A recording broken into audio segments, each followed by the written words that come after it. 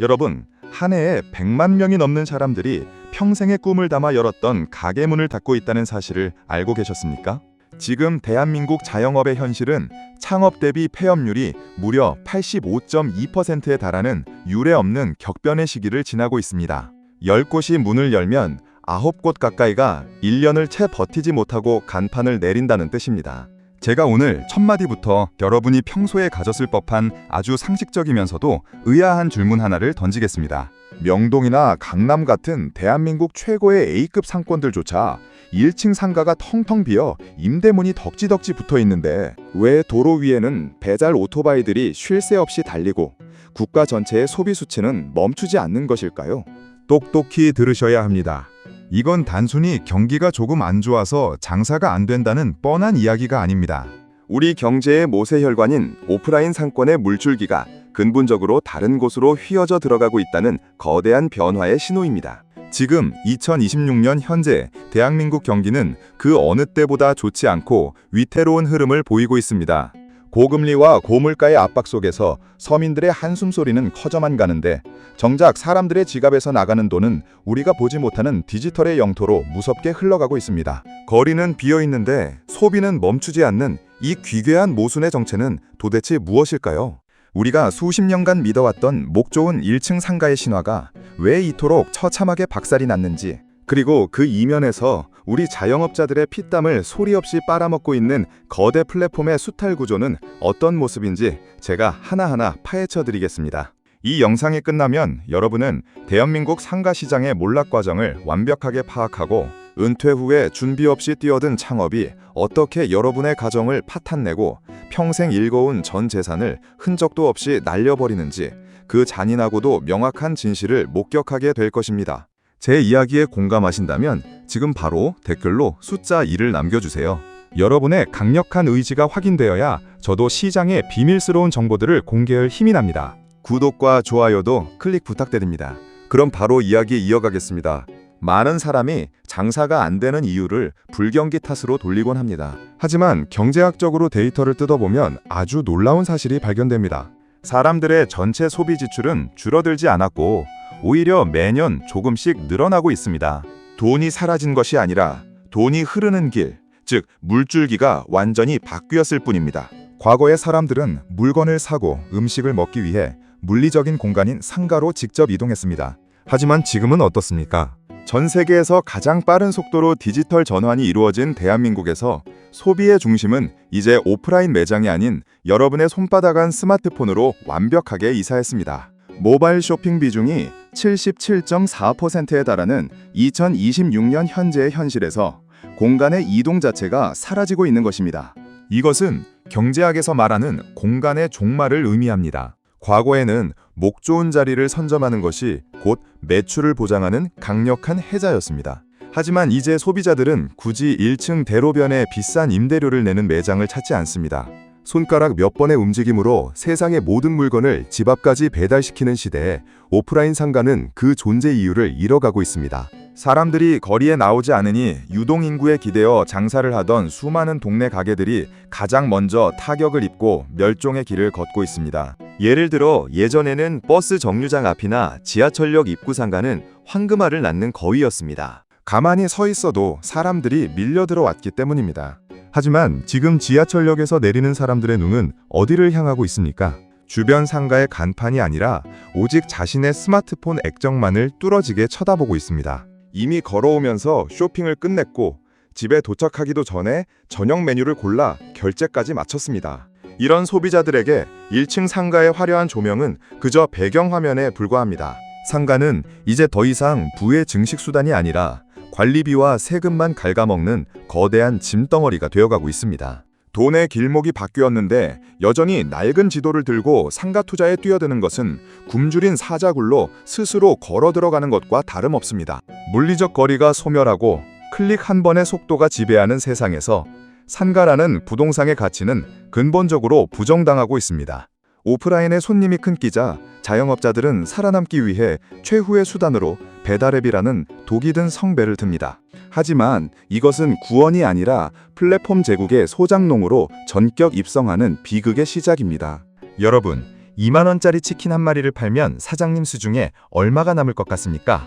배달 수수료, 중개료, 배달비, 그리고 내 가게를 상단에 노출하기 위한 광고비 명목으로 매출의 약 24%가 순식간에 플랫폼사로 빠져나갑니다.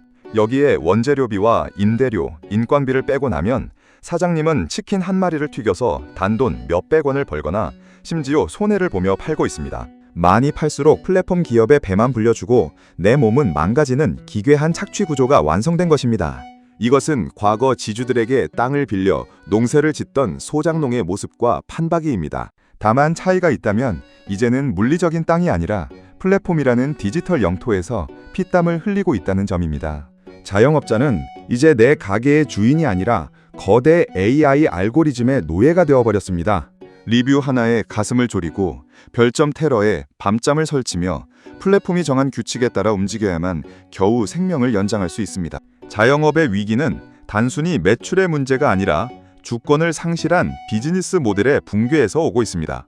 예를 들어 어느 날 갑자기 플랫폼 기업이 수수료를 1%만 올려도 자영업자의 한 달 수익은 통째로 날아갑니다. 하지만 거부할 권리도 대항할 수단도 없습니다. 그곳을 나가는 순간 매출이 0이 되기 때문입니다. 플랫폼이 가져가는 막대한 수수료는 자영업자의 재투자 기회를 박탈하고 결국 서비스의 질 하락과 폐업이라는 악순환의 고리를 만듭니다. 가게 문을 열어놓고 쉴 새 없이 닭을 튀기고 피자를 굽지만 정작 통장에 남는 돈은 아르바이트생 월급보다 적은 경우가 허다합니다.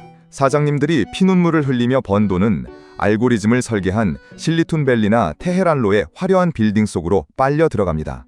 우리는 지금 거대한 디지털 식민지 시대를 살아가고 있습니다. 자유를 찾기 위해 차린 내 가게가 오히려 가장 지독한 감옥이 되어버린 이 역설을 여러분은 어떻게 보십니까? 더욱 가슴 아픈 현실은 폐업조차 내 마음대로 할 수 없다는 사실입니다. 매달 적자가 쌓여 숨이 넘어갈 지경인데도 억지로 문만 열어두는 좀비 가게들이 우리 주변에 널려 있습니다. 제가 금융 데이터를 확인해 보니 2026년 현재 제2금융권의 자영업자 대출 연체율은 이미 12%를 넘어서며 폭발 직전의 시한폭탄이 되었습니다. 왜 이들은 문을 닫지 못할까요? 폐업을 선언하는 순간 수천만 원에 달하는 상가 원상복구 비용과 철거비를 감당할 돈이 없기 때문입니다. 게다가 폐업과 동시에 은행으로부터 빌린 대출금을 일시에 상환해야 한다는 압박은 자영업자들을 벼랑 끝으로 밀어넣습니다. 이것은 경제학적으로 매몰 비용의 함정과 탈출 장벽이 동시에 작동하는 현상입니다.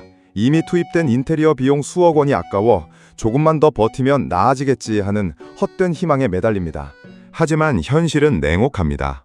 버티면 버틸수록 빚은 이자에 이자가 붙어 눈덩이처럼 불어납니다. 어떤 사장님은 가게 권리금을 단 1원이라도 받기 위해 3년째 적자를 보며 버티고 있습니다. 하지만 들어오려는 사람이 아무도 없습니다. 시장 전체가 얼어붙었기 때문입니다.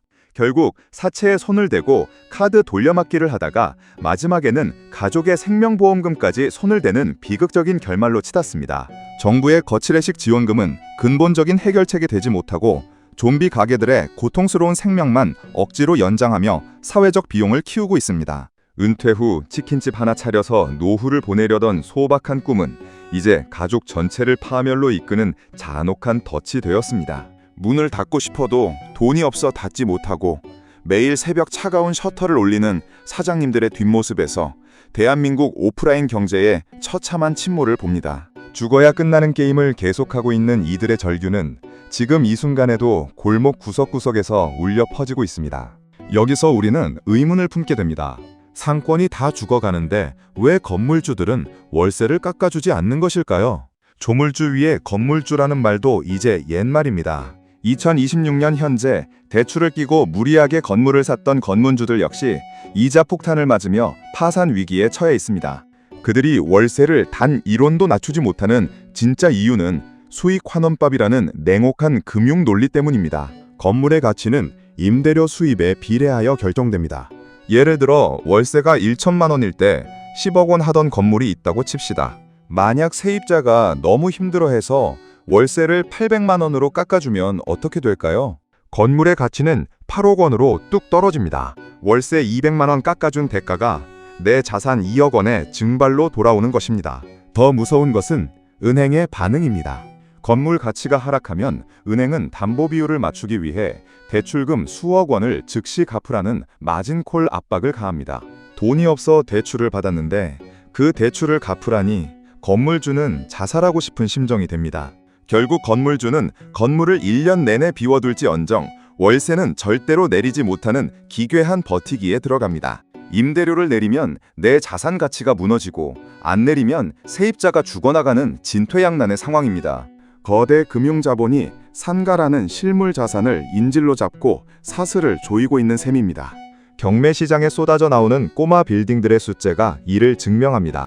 건물주가 망하면 그 고통은 고스란히 세입자에게 전가되고 상권은 더욱 빠르게 슬럼화됩니다. 상가는 이제 부의 상징이 아니라 금융 권력이 휘두르는 채찍 아래 놓인 위태로운 담보물일 뿐입니다.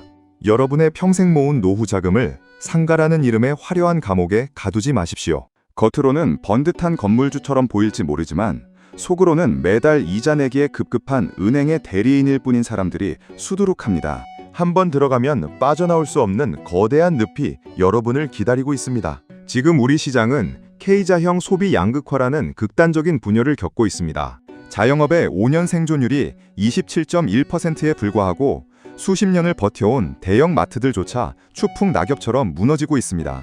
소비의 형태가 다이소나 알리 같은 초저가 시장이 아니면 오마카세나 명품 같은 초고가 시장으로 완벽하게 갈라졌습니다. 어중간한 가격과 평범한 서비스를 제공하던 동네 가게들은 이제 설 곳이 없습니다.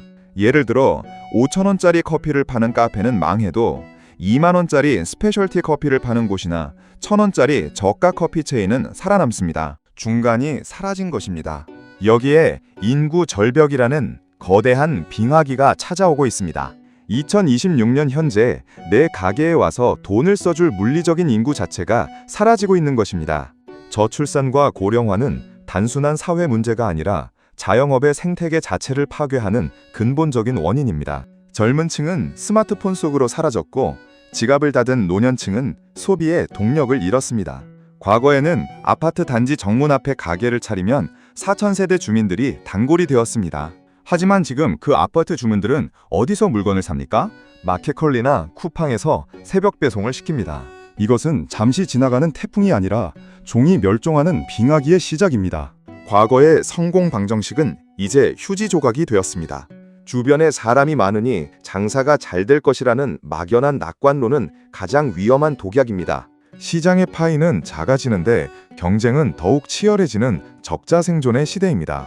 준비되지 않은 창업은 곧 전 재산을 기부하는 행위와 같습니다. 변화하는 인구 구조와 소비 패턴을 읽지 못하면 여러분의 가게는 빙하기의 화석처럼 굳어버릴 것입니다. 인구가 줄어드는 속도보다 상가가 망하는 속도가 더 빠릅니다. 이 잔인한 속도전을 견딜 자신이 있으십니까? 목 좋은 1층 대로변에서 지나가는 사람들의 눈길을 구걸하던 시대는 이제 끝났습니다. 자영업은 이제 더 이상 공간 임대업이 아니라 콘텐츠 사업으로 정의되어야 합니다. 이제 소비자들은 굳이 시간을 내고 기름값을 써가며 오프라인 매장을 찾아가야 할 압도적인 이유가 없으면 움직이지 않습니다. 온라인이 줄 수 없는 특별한 경험, 눈을 즐겁게 하는 미학적인 인테리어, 그리고 오직 그곳에서만 맛볼 수 있는 독보적인 컨텐츠가 없다면 그 가게는 그저 임대료만 비싼 창고에 불과합니다. 전문가들의 시선에서 볼 때 미래의 오프라인 상점은 판매 장소가 아니라 브랜드의 철학을 전달하는 전시장으로 변모해야 합니다. 단순히 물건을 파는 행위는 AI가 관리하는 로봇 물류센터가 더 저렴하고 정확하게 수행합니다. 예를 들어 미국과 유럽에서는 이미 매장에서 물건을 직접 팔지 않고 체험만 하게 한 뒤 배송은 온라인으로 보내는 쇼룸형 매장이 대세가 되었습니다. 인간의 감성을 건드리고 커뮤니티를 형성하는 능력이 없는 자영업자는 도태될 수밖에 없습니다. 1층 대박의 종말은 곧 컨텐츠의 승리는 콘텐츠의 승리를 의미합니다. 자리가 아니라 사람의 마음을 훔치는 기술이 진정한 권력이 되는 시대입니다. 여러분은 지금 무엇을 팔고 계십니까? 단순히 배를 채워주는 음식을 팔고 계십니까? 아니면 인스타그램에 올리고 싶은 욕망을 팔고 계십니까? 고객의 시간을 점유할 수 있는 가치가 없다면 여러분의 매장은 조만간 유령 상가의 일부가 될 것입니다. 오프라인은 이제 기능이 아니라 감성의 영역입니다. 감성을 팔지 못하는 공간은 죽은 공간입니다. 비싼 월세를 내면서 기능을 고집하는 어리석음을 이제는 버려야 합니다. 이런 절망적인 상황 속에서도 살아남는 1%의 젊은 창업자들은 완전히 다른 전략을 취합니다. 그들은 비싼 임대료를 내야 하는 1층 대로변을 과감히 버리고 월세가 싼 비급 상권의 지하나 3층 혹은 골목 안쪽 깊숙한 곳으로 들어갑니다. 그리고 임대료에서 아낀 수백만 원의 돈을 재료의 품질을 높이거나 독보적인 브랜드 감성을 구축하는 데 쏟아붓습니다. 위치가 안 좋아도 괜찮습니다. 그들에게는 소셜미디어라는 강력한 무기가 있기 때문입니다. 전국에서 소문을 듣고 찾아오는 팬덤을 만들어내며 위치의 한계를 완벽하게 극복합니다. 이것은 경제학에서 말하는 팬덤 상권의 탄생입니다. 이제 상권은 지리적인 경계를 넘어 디지털 네트워크를 통해 형성됩니다. 예를 들어 성수동이나 연남동의 뒷골목 지하실에서 시작한 작은 빵집이 줄을 서서 먹는 명소가 되는 기적은 이처럼 역발상에서 시작됩니다. 사람들은 그 빵집의 빵을 먹기 위해서가 아니라 그 빵집이 가진 독특한 분위기와 사장님의 철학을 소비하기 위해 먼 길을 마다하지 않고 찾아옵니다. 위치보다 중요한 것은 나만의 색깔입니다. 남들이 다 하는 프랜차이즈의 복제품이 아니라 세상에 단 하나뿐인 오리지널리티를 가진 가게만이 이 빙하기를 건널 수 있습니다. 소수의 충성 고객을 확보하고 그들과 깊은 유대감을 형성하는 디지털 영토 확장이 오프라인 생존의 유일한 열쇠입니다. 발로 뛰는 영업의 시대는 가고 스마트폰 속에서 마음을 움직이는 영업의 시대가 왔습니다. 1층의 권력은 무너졌고 이제 컨텐츠를 주인 자가 상권의 새로운 주인이 되었습니다. 지하실에서 쏘아올린 반란이 거대한 건물을 무너뜨리고 있습니다. 여러분은 이 새로운 질서에 적응할 준비가 되셨습니까? 플랫폼 제국의 수수료 노예에서 벗어나려면 이제 자영업자들도 나만의 디지털 영토를 직접 구축해야 합니다. 배달앱에 의존하는 것이 아니라 자사 앱이나 카카오톡 채널 등을 통해 고객과 직접 소통하고 데이터를 관리하는 능력을 키워야 합니다. 중간 착취자가 없는 직접 거래의 비중을 높여야만 실질적인 수익성을 확보할 수 있습니다. 이것은 단순한 기술의 문제가 아니라 생존권의 독립선언입니다. 건물주들 역시 태도를 완전히 바꿔야 합니다. 2026년 현재 앉아서 월세만 받으며 세입자가 망해 나가는 것을 방관하는 시대는 끝났습니다. 이제 건물주는 상권의 문화를 만들고 살려내는 상권 운영업자로 진화해야 합니다. 힙한 브랜드를 직접 발굴하고 그들에게 렌트프리, 즉 무상 임대 기간을 주더라도 건물의 정체성을 살려내야 내 자산의 가치를 지킬 수 있습니다. 예를 들어 낡은 공장을 개조해 복합 문화 공간으로 만든 건물주들은 임대료 대신 매출 쉐어 방식을 택하며 세입자와 상생합니다. 세입자가 잘 되어야 건물값도 오른다는 단순한 진리를 깨달은 것입니다.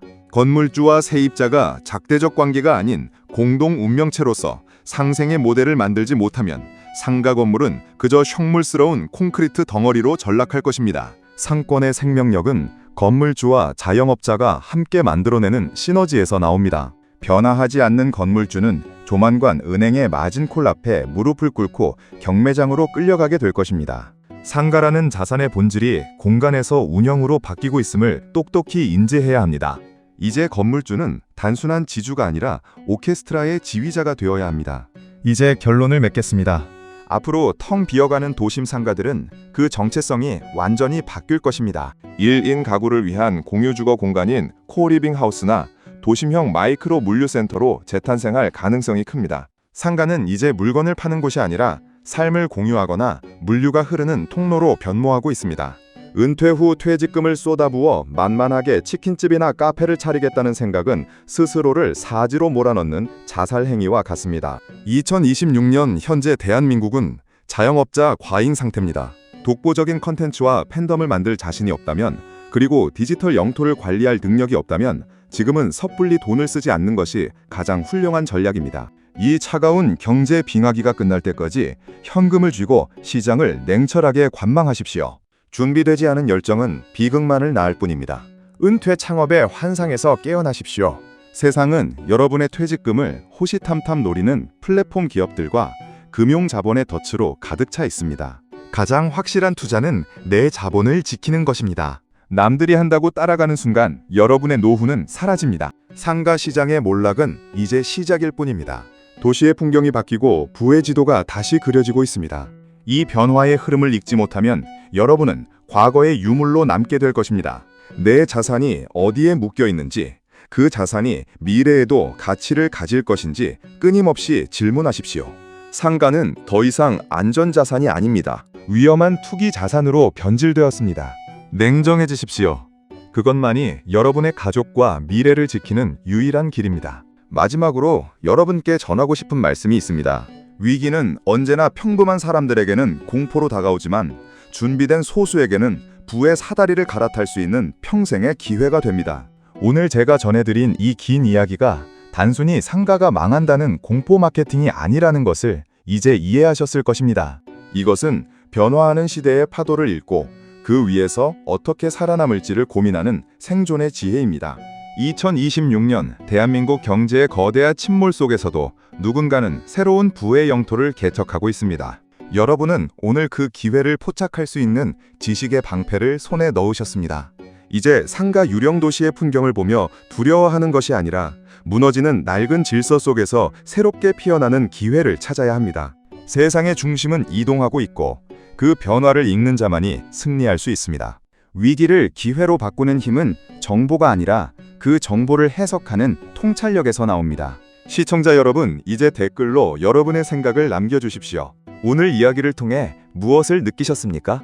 여러분의 소중한 의견이 대한민국 경제의 미래를 지키는 힘이 됩니다. 여러분이 겪고 계신 자영업의 현실이나 주변 상가의 변화를 공유해 주십시오. 그 작은 목소리들이 모여 우리 사회의 거대한 변화를 이끌 것입니다.